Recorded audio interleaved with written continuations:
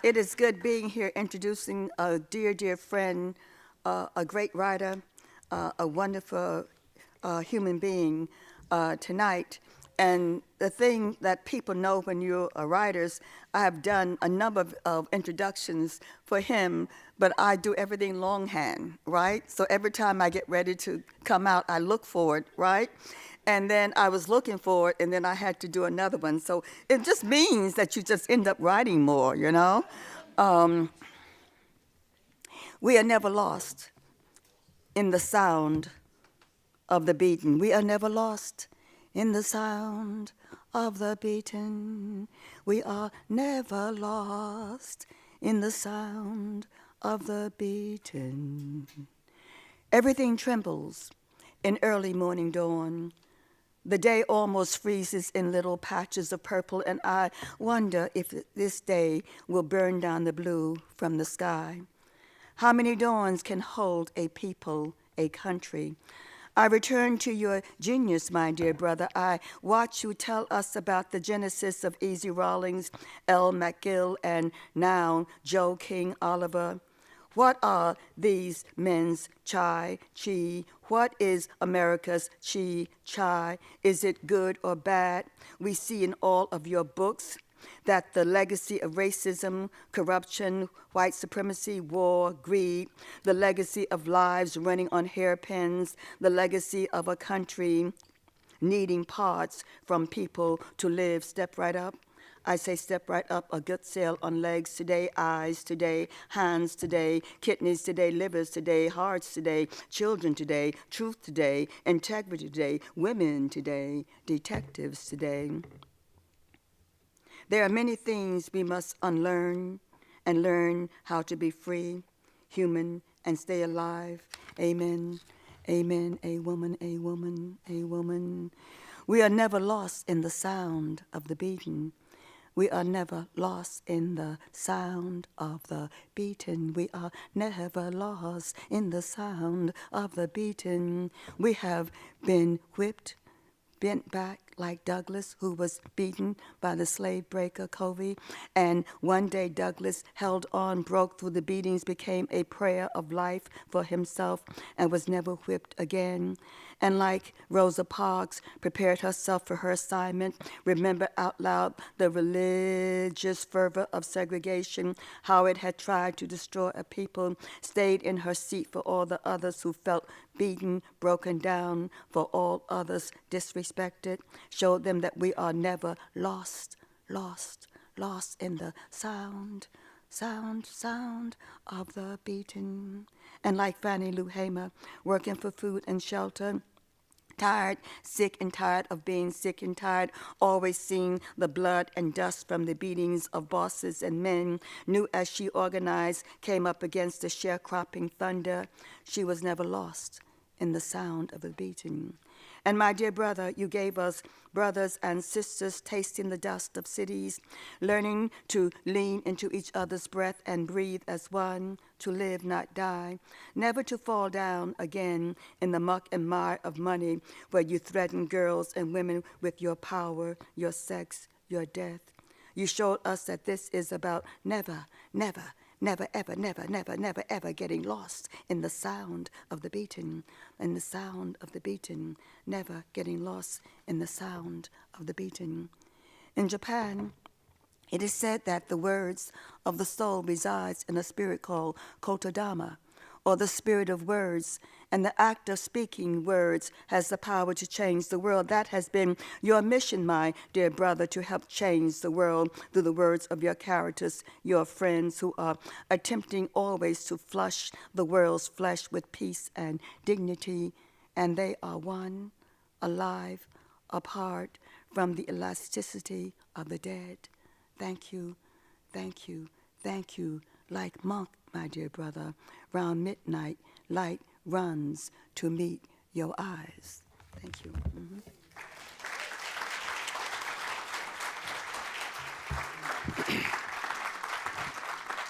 Well, it's so nice to be here. This is like such a great place to be. And, you know, I can't say that I always look forward to it because I think, well, God, I'll never be here again. You know, but it was wonderful, you know. I've been on tour, which is kind of a surprise for me, and people have liked this book, which is another surprise for me, and because I'm thinking, my head is like way far ahead of where I am, so I'm thinking up there, the thing you shouldn't do, but I've been doing it, and it's been working. But I really, honestly, I usually just kind of run right into, and I'll tell you what I'm going to do with this book. But I was just thinking these things. I was, coming down here. I was having this talk with this guy, and I was saying something that I think is good to say again. Because the wealth in the world is finite. Because wealth is based on labor. It's just like a long, long time ago, when our grandparents used to barter, or whoever, somebody a long time ago, and like you would have a fish, and then you would have like a tomato, and you would say, well, here, you take my fish, and I'll take your tomato, and that's like what people would do, right? And money is that same thing. It just concretizes those things, and I just remember it because every time I hear about that somebody's a billionaire and how great he or she is, I think, yeah, but for every dollar they have over, what their labor creates, that's a dollar they're taking from somebody else, It's a good thing to remember, And also, talking about things to remember, I'm so, happy to, just be in a room with Sonia. I mean, it's great because, she's so wonderful. She's kind of like our Yeats, It's true, because Yeats is, the reason people love Yeats is because he talked about people's lives. If 63 people were killed, fighting the English in the streets, of Ireland, he would write their names down, and in the poem that he was writing. It wasn't like poetry was something over there. I love T.S. Eliot, but I mean, he's not my poet. He's just a poet, and he's really good. But But Sonia is our poet, and the older you get, the more you tell these stories. Like kind of these seminal stories in your life. One of them was, one day, quite a few years ago, I was walking Sonia to a train in Grand Central Station. So there were like 10,000 people, and this very tall young brother in some kind of uniform-y thing saw Sonia. And he goes, Miss Sanchez? He didn't know her. He just knew what she looked like. And she said, yeah, yes, brother? And she looks up at him, and he said, he's really tall. And he's saying, Miss Sanchez, listen, it's just the Lord was there. He just brought you to me because my sister, and really he started his sister, had this boyfriend, and she got pregnant, but the boyfriend left, and he was going on, and he wasn't really telling, the story was kind of disjointed. And Sonia grabbed him by his fingers, and she said, does she want to have that baby? And he said, yes, Miss Sanchez, I think she does. And she wrote down her phone number. She says, I'll be home by 11 o'clock. You have her call me tonight. And I'm just standing there going, what? What? What just happened? But of course she's our Yeats, so that makes sense. That she's going to be there. So her poetry isn't, hidden, in some part of the library where you don't have the key. It's not something where that if you don't, speak both ancient Latin and Greek, that you can't understand the poem. It's not like she's worried. I mean, she does all the kind of wonderful forms, haiku, all that other stuff. But the thing is it basically, she's worried about me and that guy in the station, and I just thought, wow, that is so great, I mean, and a lot of people don't get that. I think a lot of people don't understand because, they want whatever their labor is to make them different and better than other people. And that's not something that Sonia Sanchez ever does. So that's kind of wonderful, That's really, really wonderful, I mean, and it's not like it's a specific generation. I don't believe in elders, Some people just get old, And they're old. They're old people and cranky, and they say, you owe me shit. And I say, I don't owe you nothing, man. What are you talking about? You ain't done nothing for me, But some people are elders, Ruby Dee was. Certainly Sonia Sanchez. Also Asi was, These are some great people who worried about people and who knew people, And when I say know people, I really mean like they know people. you know. And so anyway, so I'm so happy to see you tonight, Sonia.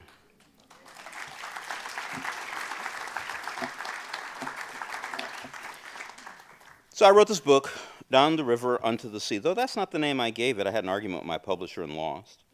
But I did name it. That wasn't my original name. I originally wanted to call it Detective Heal Thyself. And I think it's kind of clear why. I'm going to read to you from the very beginning. It's only like 4 or 5 pages I'm going to read because I learned when I wrote my first book that the longer you read to people, the less likely they are to buy your book. And, you know, I'm not here for my health, you know.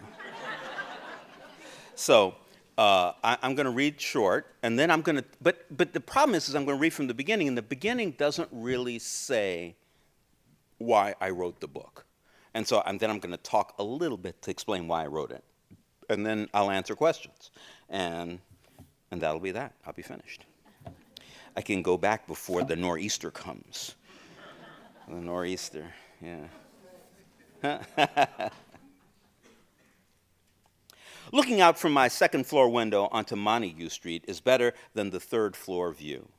From here, you can almost make out the lines and the faces of the hundreds of working people moving past, people who, more and more, have no reason to walk through the doors of the fancy shops and banks that have made their claim on that thoroughfare. These new businesses are like modern-day prospectors panning for gentrified golden customers who will buy the million-dollar condos and fancy clothes, eat in the French bistros, and buy wine for $100 a bottle. When I took this office almost 11 years ago now, there were used bookstores, secondhand clothes shops, and enough fast food to feed that displaced army of workers in Brooklyn Heights. That's when Christoph Hale offered me a 20-year renewable lease because another cop, Gladstone Palmer, had overlooked his son, Leif Hale's involvement in a brutal attack on a woman whose only offense was to say no. 3 years later, Leif went to prison for another beating that got bargained down to manslaughter. But this had nothing to do with me. I had the lease by then. My maternal grandmother always tells me that every man gets what he deserves. 13 years earlier, I was a cop too. I would have tried to put Leif in prison for the first assault, but that's just me. Not everyone sees the rules the same. The law is a flexible thing on both sides of the line, influenced by circumstance, character, and of course, wealth or lack of same. My particular problem with women was, at one time, my desire for them. It didn't take but a smile and a wink for me, Detective First Class Joe King Oliver, to walk away from my duties and promises, vows, and common sense for something, or just the promise of something that was as transient as a stiff breeze, a good beer, or a street that couldn't maintain its population. For the last 13 years, I've been somewhat less influenced by my sexual drives. I still appreciate the opposite, sometimes known as the fairer sex, but the last time I acted on instinct, I ran into so much trouble that I believed I was pretty much cured of my roaming ways. Her name was Nathalie Malcolm. She was a modern-day Tallulah Bankhead with a husky voice, quick wit, and that certain something that defined a long-ago starlet. My dispatcher, the same Sergeant Gladstone Palmer, called via cell phone to give me the assignment. "It should be easy, Joe," Palmer assured me. "It's basically a favor for the Chief of D's." "But I'm on that port side then, Glad. Little Exeter always makes his move on Wednesdays." "That means he'll be doing it next Wednesday and the one after that," my sergeant reasoned. Gladstone and I had come through the academy together. He was white Irish and I was a deep shade of brown, but that never affected our friendship. "I'm close, Glad," I said, "real close." "That may very well be, but Bennett's in a hospital bed with a punctured lung, and Brewster messes up 2 out of every 5 collars. You need a point or 2 on your sheet this year anyway. You spend so much time at the docks, you don't make half the arrests you need to keep your numbers up." He was right. The one place the law was not flexible was in statistics. Criminal arrests and convictions, the retrieval of stolen property, and competent investigation that leads to crime solution were what our professional careers hinged upon. I had a big case in front of me, but it might be a year before I could wrap it up.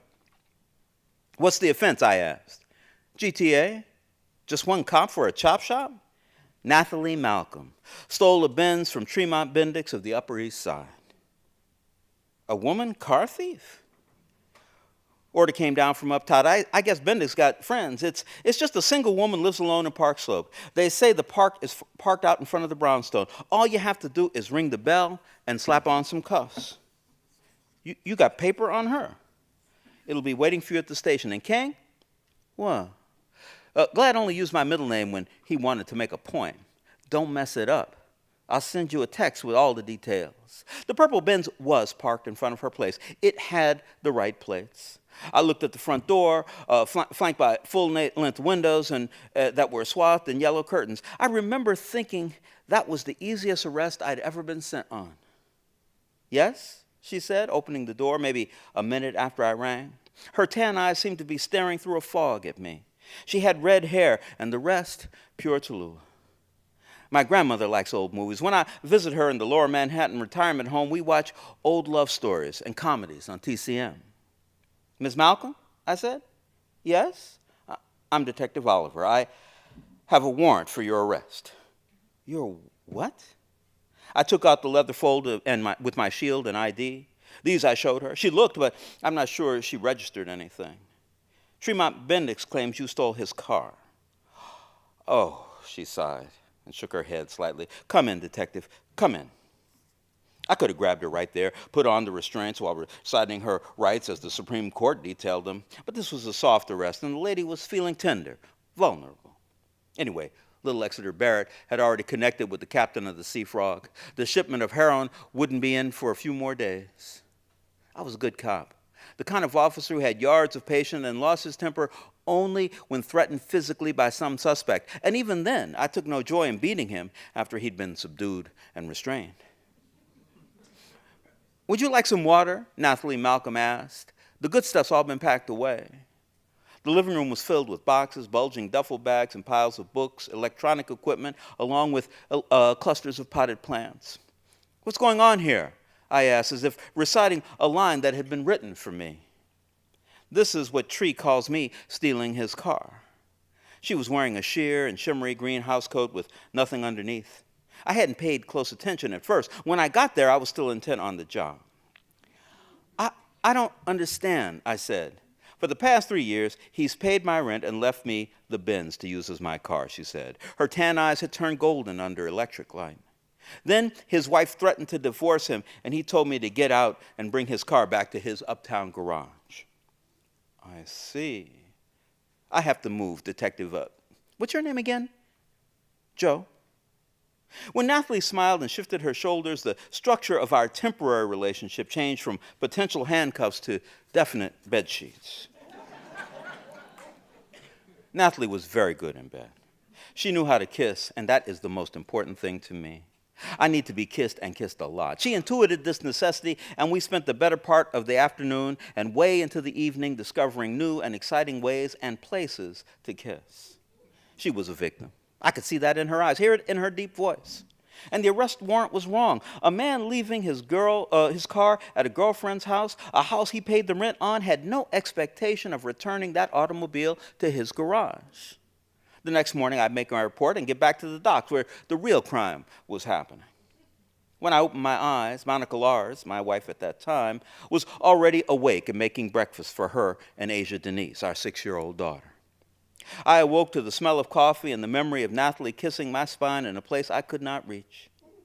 I'd left her when my shift was over. I'd showered and changed at the station and got home in time for a supper. Drowsing for the last time in my morning bed, I took in a deep, satisfied breath, and then the doorbell rang. The bedroom of our Queens home was on the 2nd floor, and I wasn't due into work until the afternoon. I was naked and very tired. Anyway, Monica knew how to answer a door. I stretched a bit, thinking how much I loved my little family and that a promotion to captain was not an impossibility once I single-handedly busted the largest heroin ring that ever existed within the borders of the greatest city on earth. Joe! Monica yelled from the entrance hall, which was downstairs and all the way to the front of the house. What? I bellowed. It's the police. The one thing a cop's wife never says is, it's the police. That's what criminals and the victims of criminals say. Sometimes we said it about ourselves while pointing a service revolver at the back of some perp's head. The mayor called us the police, and now and then the newspapers did. But a cop's wife saying it's the police would be like my black-skinned grandmother calling out to my ex-sharecropper grandfather that it's some Negroes at the door. I knew there was something wrong and that Monica was trying to warn me. I had no idea that that would be the last loving act in our marriage, or that her call heralded the end of any kind of normal life that I could expect. That's all I'm reading.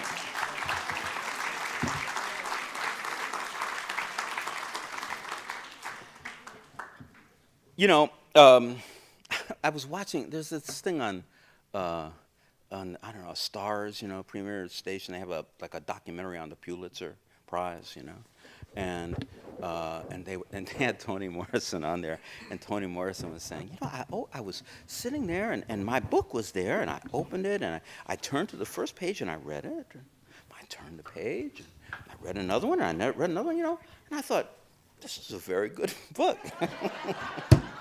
I kind of love that. It's like, yeah, right, exactly, you know.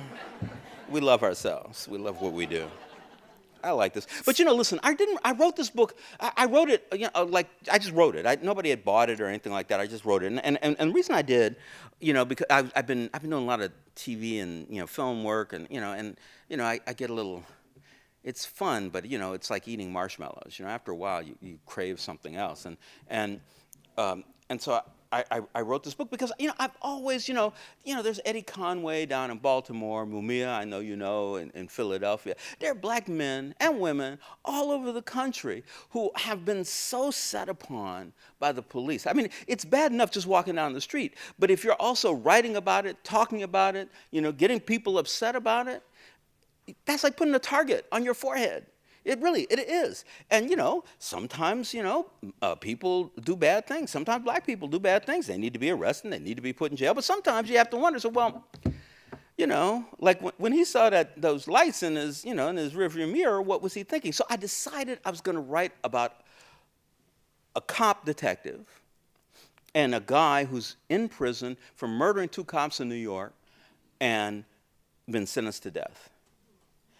My cop detective doesn't like this guy. He don't like people who attack cops, shoot cops. He said he would be happy. But he needed to get the money so he could figure out the thing about Nathalie Malcolm. So he said, okay, I'll take the case, and I will follow it until I prove that he did it, you know, and it wasn't self-defense. And the woman who hires him says, fine. And so he keeps doing it. He keeps looking into his own case, looking into hers. And both of them he proves he didn't do it, and he has a witness. And he proves that the guy didn't do it. He killed the cops, but it was self-defense. But nobody listens. They say, okay, you proved that you didn't do this, but you're still not a cop. And they say, yeah, you may think you proved this about this guy in prison, but he's still going to be executed. And so now when you get that close to something and your knowledge is that clear, you can't pretend ignorance. You either have to hate yourself or step out of the box. That's what I thought. And really, that was the problem I gave myself. I didn't know what he was going to do till I got to the end of the book.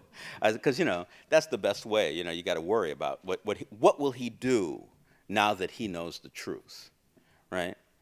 And that's why I wrote the book. I'm not going to tell you what happens at the end, because that's another thing. If you tell people, they don't buy the book. And so that's the purpose of creating this character, you know, who's not a perfect character by any means, and his friends who are even less perfect, and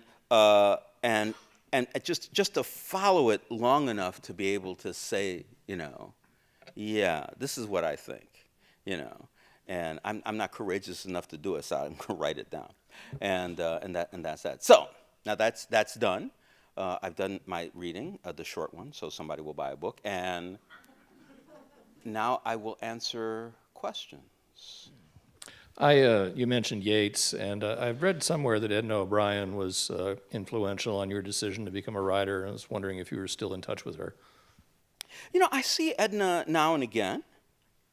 I actually saw her on a documentary about Yeats not that long ago.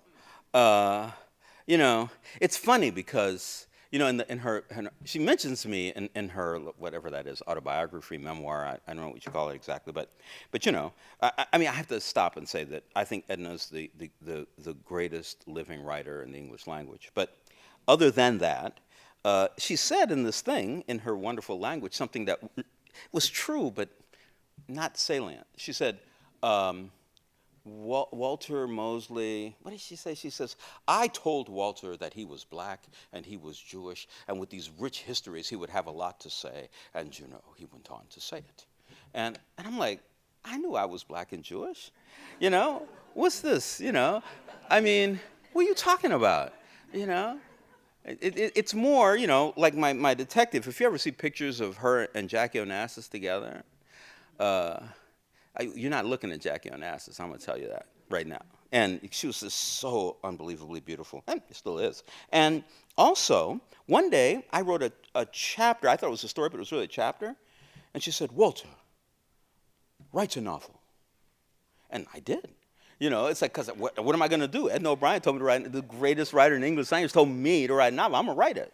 And then she read it. And she, you know, the only thing she criticized was the title, and I couldn't figure out how to change it. I liked her criticism, I just didn't understand it, you know, at that time. And, you know, so that, I mean, yes, so she had an incredible impact on me. You know, it's just not the impact she thought she had, which I kind of think is very novelistic. Welcome to Philadelphia, Walter Lamont Steptoe. Hi, doing Lamont. Has the current administration inspired you to begin work on a novel?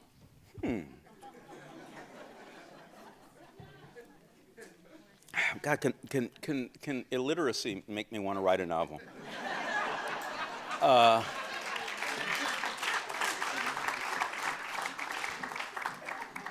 You know, I as much, you know, Bobcat Goldthwait had a joke in the 80s about Reagan, who was president at the time. And he said, I don't like Ronald Reagan. I hate Ronald Reagan, he said. But I can't blame Ronald Reagan for my problems. I said, blaming Ronald Reagan for your problems is like blaming Ronald McDonald if you get a bad cheeseburger. I just thought that was the best political joke I had ever heard. I still think so. I said, oh, wow, the president is Ronald McDonald. And the corporation is the United States government. Right. I got to remember that. You know, George W. Bush was so much of a worse president than Trump could ever hope to be. I mean, he did that whole thing about, like, you know, destroying the Middle East, like, for no reason whatsoever. You know, I don't think that, I just think if Trump even thought of doing something like that, he would trip and fall and hit his head. You know, it's like it's hard to be inspired by him because I just don't, like, you know, because I know the trouble with him is what he represents, but what he represents is America. And I have trouble with that. You know, I have trouble with all these people who like, now that they're experiencing life the way, you know, the descendants of slaves experience life, they're mad, you know, but they're mad at the wrong thing. And so that's the thing. So I might actually write about that, you know, but to write about Trump would be, God, a waste of everything, yeah. The main character in your book is Joe King Oliver. Yeah. King Oliver, as we know, is a famous jazz musician in New Orleans. But why add Joe? Well, actually, that jazz musician's name was Joe King Oliver. That's one thing. But the other thing is that, you know, I mean, the book, you know, like you say, the mother from Chicago says, we can't call our son King. He's going to have all kinds of trouble at school. You know, kids are going to pick on him. So the father said, okay, we'll call him Joe. Fine, you know, like, I mean, that's the reason. But the thing is that jazz is central to the mindset of the main character. And it starts with his father naming him, you know, and it goes all the way, you know, like through the novel. It's not a jazz novel, kind of like Devil in a Blue Dress is, but but it has a sense of, it's informed by the sensibility of jazz, you know. I was really, you know, like there are great people in America that you run across every once in a while. I had a teacher of poetry named William Matthews, and Bill was brilliant. He knew everything. Honestly, you could just ask him any question about anything whatsoever, and he knew the answer to it.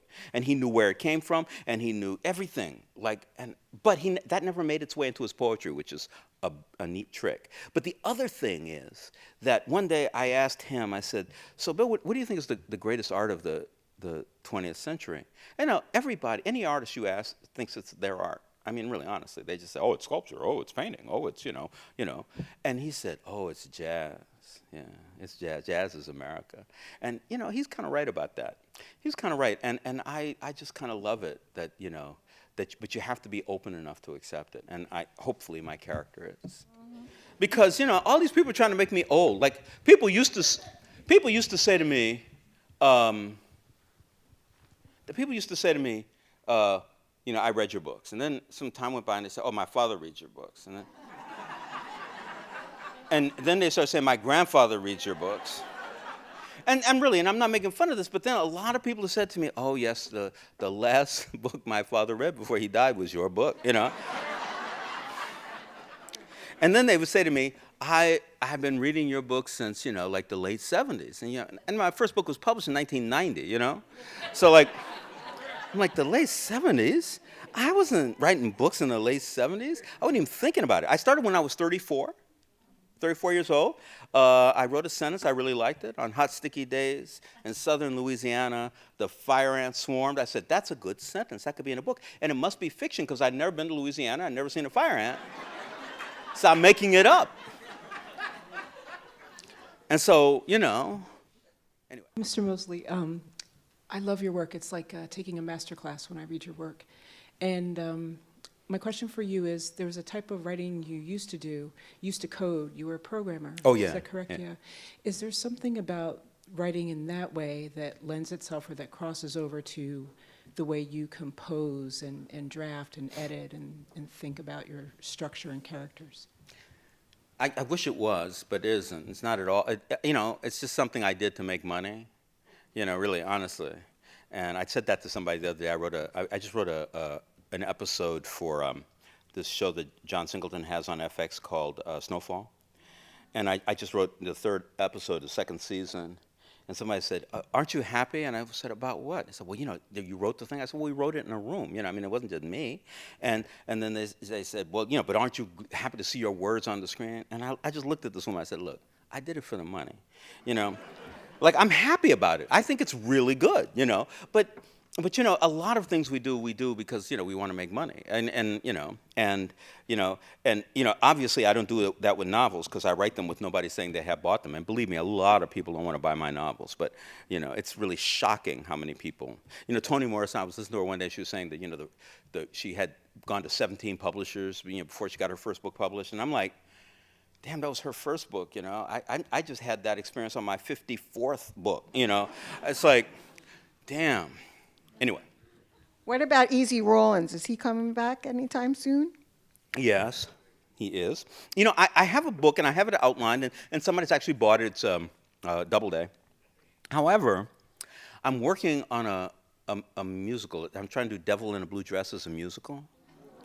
And so I want to wait until I do that before I, because it's not like I expect books to make me money, but if I have a musical out and I have a book, that might help, It won't be Hamilton or anything, but, It's not a question. I just want to say I enjoy you.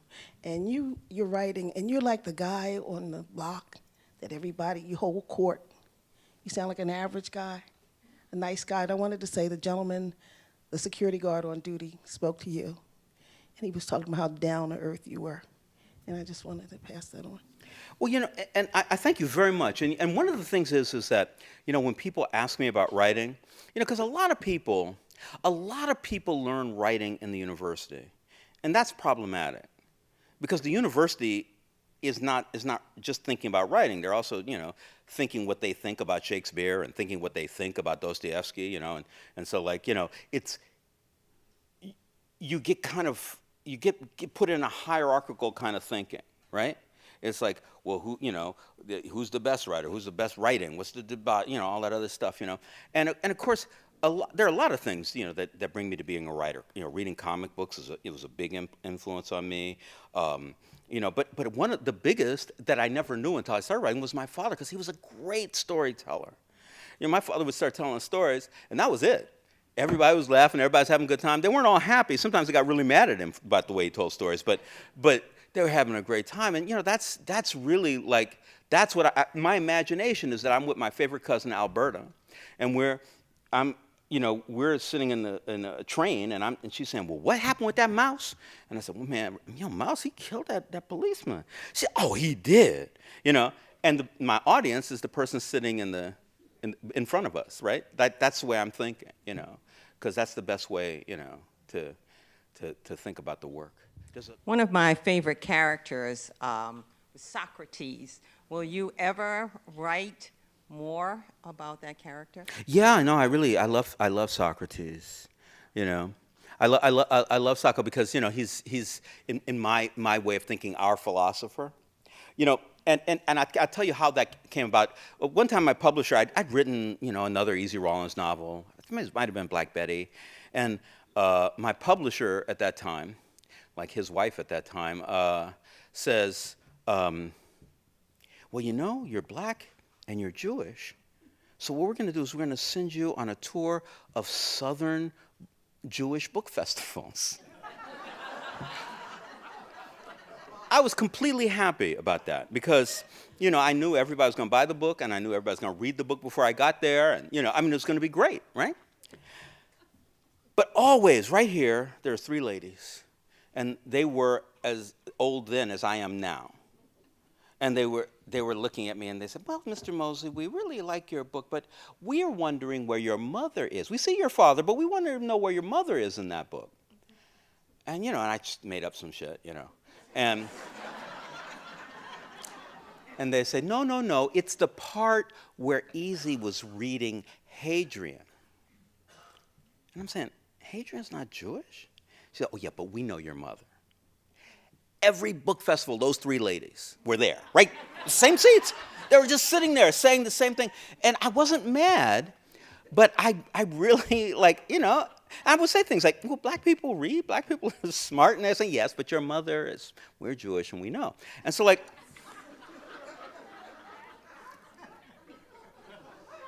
so I said, I got to create a philosopher that these three ladies are not going to claim. I just have to do it. There could be other people that they do claim. I don't mind. They have Easy, obviously. And so then that's when I started to write about Socrates. I said, well, did he learn it in Africa? No. Did he learn it in university? No. Did he learn it in church? No. He learned it in the black man's university, prison, right? And I said, so he's gonna come out like that. And I was and I'm still happy with it. I just can't keep. I have to take a break in between those books, because it takes a lot out of me in some way. I have a couple questions. Yes. I first heard about you in Spokane, Washington, when you came out for the Get Lit Festival. And unfortunately, I didn't get to see you then. I'm wondering if you'll ever, what will bring you back to Spokane? And my second question, because we're headed home tomorrow, we're going back to Spokane tomorrow. And my second question is, after Edna O'Brien, who are some of your favorite authors? To begin with, Spokane, it's always not when am I going there, but when is my publisher sending me there? That becomes the thing, right? So either someone's going to hire me to come give a talk there, or my publisher's going to send me there. Because I used to hitchhike back and forth across country. I used to. I mean, I have no hair now, but it used to be really big, and I would be hitchhiking. But I don't do that anymore. I say, man, I was in Spokane, man. Shit, I got high and laid in Spokane. That's a desert out there. They got cowboys in Spokane, But that aside, forgetting that, when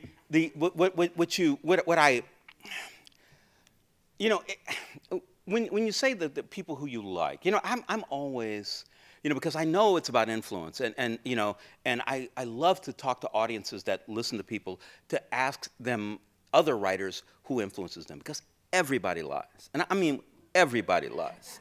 They just lie. Young black woman, they say, well, who do you read? And she said, well, I read Phyllis Wheatley because that's 'cause she thinks you don't know her. She says, and Zora Neale Hurston, that's because she thinks you do know her. And then she would say, and Toni Morrison, and Alice Walker, and Sonia Sanchez, and they go on and on and on because, and then Zadie Smith, Edwidge Danticott, like all these black women who write these books. And it's just because they want you to compare them to those writers. When indeed, the writer that influenced them, or it wasn't even a writer, it was just a character, Nancy Drew, right? They were reading Nancy Drew. They were 8 years old. They were in that. She was a black girl, and she lived across the street in that big house that she always wanted to be in, and she just lived it. I mean, it was like, when you're a kid reading, it's just an amazing experience that, that you rarely get as an adult. Now, if you gave an 8-year-old child Beloved, that'd be a problem. She said, Mom, either I'm gonna have to kill you or you're gonna have to kill me because this is not hitting my spot. Nah, I don't get this shit, And so like, so like I'm saying, my father, and his stories, which I still tell. Because they're so wonderful. Or Jack Kirby in Marvel Comics, who could make things happen, who invented the Black Panther, right? I mean, I'm just saying, like, this is those kinds of things. Yeah, and also I read Langston Hughes. I read Albert Camus. I love Gogol. I think he's like one of the great writers. Flannery O'Connor. I like all those people, but I don't want people to think that that has anything to do with me. I just like reading those books. Reading and writing are not the same thing. A lot of people say, well, of course you have to read a lot, and they nod at me, and I go, no, Homer was blind and illiterate, and he's like the greatest novelist in the tradition, right? Like, I mean, really, it's true, And so I love reading stuff. I just don't want to make, I like reading stuff the reason other people like reading stuff, because it's fun. Not because it has an impact. I know you didn't ask that question, but, I want to make sure that, that's what I do when I go out. People ask me questions, I just say what I want, I guess I got a comment and a question about one of your books. It was a standalone book, and it was one of the most powerful things I ever read, which is The Last Days of Ptolemy Gray. Mm-hmm. Thank you. And the comment is that I wonder if you, or I guess it is a question, if you had ever considered writing a spin-off from that book. Obviously can't be a sequel. Of the Robin character in that. She's smart. She can handle herself. She's got a good heart. She would make a great main character for a series. I thought. Mm-hmm. No, I don't think you're wrong about that. Right. And that's it. Is there another part to this? Yeah. Too. Yeah. What struck me most powerfully about that book is how were you able to speak from the mind of someone with advanced Alzheimer's, Mm-hmm. as if this was something that you had experienced, but it's something that is so convincingly done that you feel like you're experiencing, that you somehow know what that's like. How were you able to do that? Okay, I can answer that question. I was watching a documentary on a concert, and this woman was telling this guy the notes to play on the violin, and after she finished, he goes, "I know all those notes," It was just so cute. Look, I'll answer the last question first. The thing about it was my mother. It was kind of just slowly sunk into dementia, right? My father died some years before. My mother is, she's really smart. Was able to hide it for a really long time, and then, struggled. And I'm in New York. She's in L.A. All kinds of things. Like I'm trying to take care of her. I'm to make sure she's all right. And that was trouble. And then what I did was I I got this, institution to help me, and they do help, but you got to watch them because they were saying, well, you should just put her in a home, and I said, well, I want to put her in a home because she doesn't want to go to a home. She doesn't know what she wants. I said, well, I don't know. I ask her every day, and every day she answers the question the same way. She goes, no, I don't want to be there. I took her to one, I showed it to her, and she cried. I said, so I really think she doesn't want to be in one, so I want her to stay in her home. I said, well, it's just too much trouble. I said, well, when I was a kid, my mother, 2 years old, she saved my life every day. Every day she saved my life, sometimes more than once, because I was, mobile. And stop that, and you pick you up, put you down, it's like, and it's just like a normal thing. I said, so if she could do that for me, I can do that for her, right? In order to do that for her, I had to learn how to communicate with her, and that was like, walking downstairs, right? It's because every day it was a little bit more difficult, stuff like that. One woman, I came and was taking care of my mother, and my mother told me 3 times that she didn't like her, so I fired her, and she called me, and she said, I hear you're letting me go, and I said, yeah. She said, may I ask you why? And I said, well, it's because my mother didn't like you. And she stopped for a minute, and she went, is that the only reason? And I said, the fact you asked me that question proves she's right. You don't need another reason, right? And and so having all that language in my head, I needed it to come out. I needed to work it because there's a beauty about dementia, right? Like a lot of, at certain moments in it, when it's really, really, really extreme, maybe not, but in the beginning, it's not like they don't remember, it's that all time exists, all at once. You're 10 years old, you're 90 years old, you're 50 years old, your father's still alive, everything is still happening. Is that the dog? What dog? Oh, that dog we had 50 years ago. It's like, it's a kind of a wonderful moment, and to get in there is what I wanted to do. I wrote, my editor told me, he said, you need to cut 10,000 words out of the first half, because the first half is all in dementia. And I tried for a year. I said, because I would have liked it to have been a shorter book, but I couldn't do it, because, you had to go through all of that. If you're not interested, fine, fuck you. I don't have to go through it, It's like, but, it's like, and if you're interested, look, most people deal with dementia, right? Most people, it's important to think about loving the person that's not exactly the same person you knew. And that was great. That was really wonderful. And thank you for mentioning it, because, it's one of those books that, I write these books and they say, oh, Walter Mosley, the mystery writer. And I go, yeah, but I wrote this. He said, yeah, mystery writer. That's a mystery. I think it was that book that won Best Mystery of the Year in the New York Times. I think it was this one. It was amazing. I'm going, but there's no mystery. There's no detective, There's a kind of a girl with a bad temper, but other than that, Anything? I began to read 47, and I couldn't continue. It was just so disturbing how you depicted the misery of people in slavery. It was done very powerfully and beautifully written. I wonder if other people, anybody else here, has a problem like that. You love the book. You can tell that it's a great book. It hurts so much to read it. I just couldn't do it. Sorry. That's okay. I don't mind if you don't want to read it. Or can't, But let me explain to you why I wrote it, which is the opposite of what you're saying. Patrick Chamoiseau, a wonderful novelist from Guadeloupe, made a film called Middle Passage.